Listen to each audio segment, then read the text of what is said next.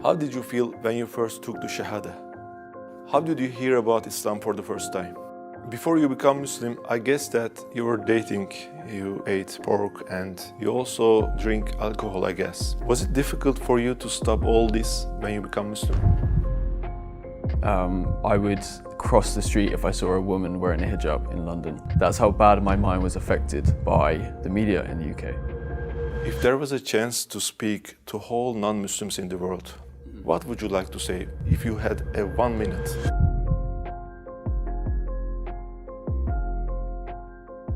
Who is Jay? Sure. I'm Jay, I'm from the UK. I'm 25 from a tiny town in the southwest of England. I'm a travel blogger and I share my journey of traveling all over the world on my YouTube channel.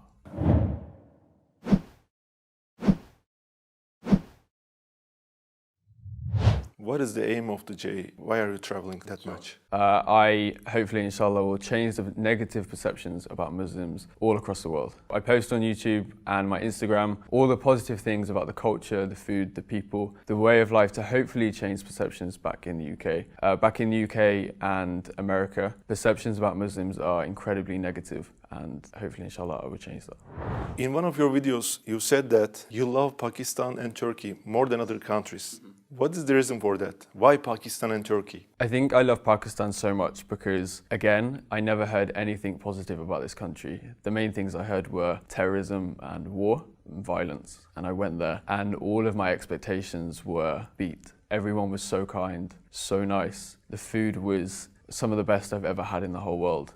And I felt such genuine love from these people. And the same with Turkey. Those two countries are my favourite because of the people, the food and the culture. I could talk about the mosques. I love the mosques here. I feel incredible here. And I took my Shahada in the Süleymaniye Mosque in Istanbul. MashaAllah. So I think that's why I have such a connection to these two countries, especially Turkey, because Istanbul changed my life. It's where I took my Shahada, it's where I made the best decision of my life. Instead of eating cornflakes in United States or United Kingdom, Yes. you prefer to eat kebab in Turkey. Yes, I bet. What was the most interesting thing that you have shocked when you visited those countries, Pakistan, Mexico, Turkey, Egypt? Start with Mexico, right? Sure. Mexico is completely different to any of the other countries I've been to.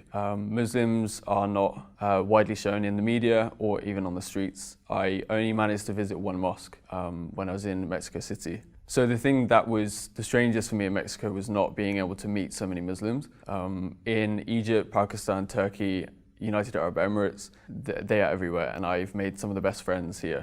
How did you hear about Islam for the first time? That goes back probably 20 years when we go back to the story of 9/11. The first time I heard about Islam in a very negative way. And if we're talking more of a positive thing, I learned about Islam probably 3 years ago from traveling, meeting these people. And then I really learned about Islam when I read the Quran last year during lockdown. How did you perceive Islam before you became a Muslim? Did you have any prejudice? Yes, I had very negative perceptions about Muslims. Especially, there was many attacks in the UK from extremists. And the media has a very good way of making that stereotype to 2 billion people when it's just a handful of bad people making those choices. I would cross the street if I saw a woman wearing a hijab in London. That's how bad my mind was affected by the media in the UK because I didn't give myself the opportunity to really learn what Islam was about. And thankfully over the past 3 years I've really learned and discovered exactly what Islam is, and that's the religion of peace. What was the thing that made you interested in Islam? Originally, it was meeting the people when I travelled. I rarely travelled to Muslim majority countries and I went to Istanbul, thankfully 4 years ago. And then I decided to actually go to Iraq in September 2019 and that completely changed my perceptions and made me want to research more about the positivity of Islam. I went to Iraq for the first time when I was 22, 23. So you met some good people who were Muslims? Yes. So you were interested in Islam? So I was interested and then I gave myself the time to really research and discover the true Islam away from the media in the UK. How did you feel when you first took the Shahada? The most immense sense of happiness and peace. And I don't think I've come to a point where I've been so happy and so alive. It was the best feeling in the world. So before I entered the mosque, I was an atheist. My life didn't have much meaning. I didn't believe there was a creator. I thought after death, that was it. And once I entered the mosque and I took the Shahada and I took those words and I said those words. I was so happy and I felt like my life went from black and white to colour. It was the best feeling in the world. What was the reaction of the people around you? So happy. They were clapping, they were smiling. People inside the mosque were watching and they heard and they were clapping and were so happy for me. What was the reaction, especially your family, your mom, your dad, your sister, your brother? Thankfully, I have the most supportive family and supportive friends in the world. So I told my sister first, originally. So I actually opened Snapchat. I was currently in Istanbul and I just directly messaged my sister first. I said I became Muslim and her reaction was so good. She then FaceTimed me and showed her elated happiness for me. I just can't understand why she's doing this. It's not a good, positive thing for them because the image of Islam is not good for them, I think. It's not good. So what's the reason that she becomes happy? Because she's seen my work, she's seen who I've met and she's heard my stories. And now I've taught them not to realise that the media is wrong. Like, the media is so wrong. They've now learnt to take my videos, my stories and my ideas as the truth rather than the media. What about your mother, your dad? Yeah, so my dad actually left when I was 1. He moved to Australia, so I haven't actually had contact with him. He doesn't know to this day. But my mum, I called her and I told her over the phone. I actually made a video about that and her reaction. It took me 3 times to actually call her and for her to pick up, and my nerves were... You couldn't say. I was struggling so hard, but I told her, and her exact words were something along the lines of, I'm smiling like a Cheshire cat, and Cheshire cats are very much known to be always happy, always chirpy, always funny, and that was her exact words actually, I'm smiling like a Cheshire cat. And from that day onwards, I have never had a bad word said. I've never had a bad idea said about Islam to me, and I'm very grateful that my friends and family were so happy and are still with me to this day, because it would have made my journey a lot harder if I didn't have them by my side with me. In Islam, we have to pray, we have to fast during Ramadan, and we have some other things. Did any of them seem difficult to you before you become Muslim? Yes, they all seemed incredibly overwhelming.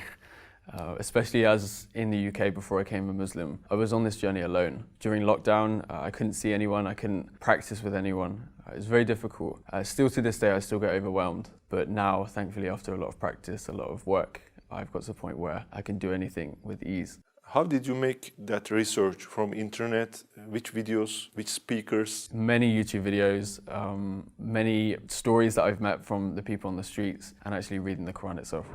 Can I ask this question? If it's private, just pass it. Your family are atheists, so you're Muslim. What do you feel about them? Are you praying that they become Muslim someday? Are you telling the truths of Islam to them? Of course I am. Every single day I'm talking to my family. I wish though one day I could talk to my dad about the journey I've been on and talk to him about Islam and the real Islam, because I'm scared he still has perception about Islam, and one day I hope to change that. And I know thousands of people will watch this episode, and I hope they pray for my friends and family to hopefully find the beautiful journey of Islam one day in their life. Inshallah. Before you become Muslim, I guess that you were dating, you ate pork and you also drink alcohol, I guess. Was it difficult for you to stop all this when you become Muslim? So firstly, pork, I haven't eaten for a very long time, probably since I was 10. So that was not an issue, and I definitely don't miss it. Dating, I haven't had a girlfriend since I was 17. So dating for me doesn't work. Also, I don't have the time when I'm traveling. So even if I wanted to do it, I couldn't. And alcohol, I stopped drinking alcohol in 2019, so the year before I even became Muslim. What was the reason that you stopped drinking alcohol? I drank a lot at university. At university in the UK, it's very much a student culture to drink almost every day, have parties and celebrate reading one text paper. But yeah, I stopped after because it's not a healthy lifestyle. So I was also vegetarian for a year and a half actually, and thankfully I discovered halal meat, which I'm so thankful for, especially here in Turkey. The food is incredible. You have a YouTube account and Instagram account, and you're popular. I guess that you have messages who wants to date with you. Am I right? Yes, every single day. What is your reaction to them? I don't reply, or I block. Because people shouldn't be asking me that. And I also get messages from women and girls' mums, emails and Instagram messages and comments on YouTube asking me to marry their daughter, and I definitely do not reply to them. And also, I don't plan to get married in the near future, especially in the next 2 or 3 years. There's so much of this beautiful Muslim world that I have to discover and more incredible people I have to meet. So until I'm maybe 29 or 30, I do not plan on getting married. There's so much I need to discover, learn and explore. Why didn't you stay as an atheist and need to do some research about Islam? Sure. I'm a very inquisitive person. I think that's why I travel and that's why I want to learn. I had time and I studied international journalism for my master's degree, and I learned about the media and how they were completely wrong about Islam, and of course I took my inquisitiveness. So I've always been a very inquisitive person, someone always eager to learn about cultures, people, language all around the world. And during the coronavirus pandemic, I had a lot of time and I decided to put that time to good use and discover what makes the people I meet so kind, so loving and so peaceful. And that all came back to Islam. And that's when I decided to read the Quran, watch YouTube videos, learn more about Prophet Muhammad, peace be upon him, and everyone else. And it's been amazing. Who is Muhammad alayhi salatu wasalam for you? He's incredible, and I don't think I could find a better word for him. And I think everybody on this planet can learn a lot from him, and they could definitely put his life story into their own life and be a lot more loving, a lot more giving, and a lot more accepting. If there was a chance to speak to whole non-Muslims in the world, especially for the ones who have prejudice to Islam, what would you like to say if you had 1 minute? Learn from your own personal experiences, not the media. Travel the world, travel to Muslim majority countries, and give yourself the opportunity and the time to speak to Muslims and learn about their journey, their stories and their life, because I promise it will never be what the media says. And also when you travel around the world and if you see any kind of negativity, just know that Islam is perfect and Muslims are not. We are very nice to meet you, brother. Thank you so much. Your journey, your story is very interesting. Inshallah, your aim is great. Inshallah, you will be succeeded, brother. Inshallah, I can keep doing this until the whole world finally has a positive view of Islam.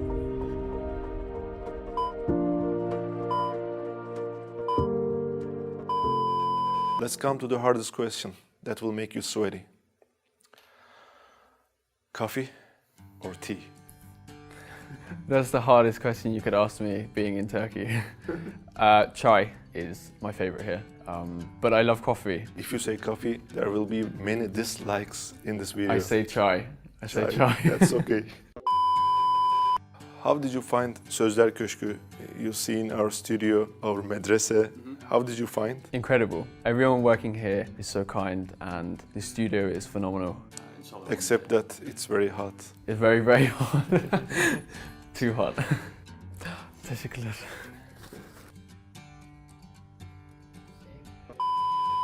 What would you recommend to new Muslims or the people?